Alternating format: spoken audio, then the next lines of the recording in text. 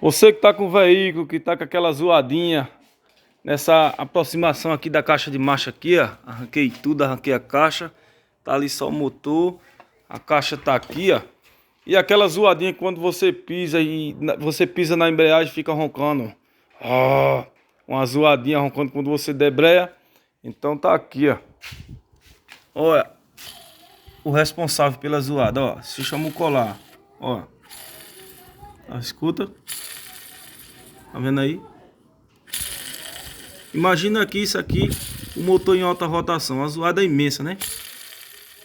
Ó, quando você debreia aqui, ó, você debreia, o colar vai fazer disso, ó, aí vai fazer a zoada. Você debreou, ele vai entrar em funcionamento e vai roncar.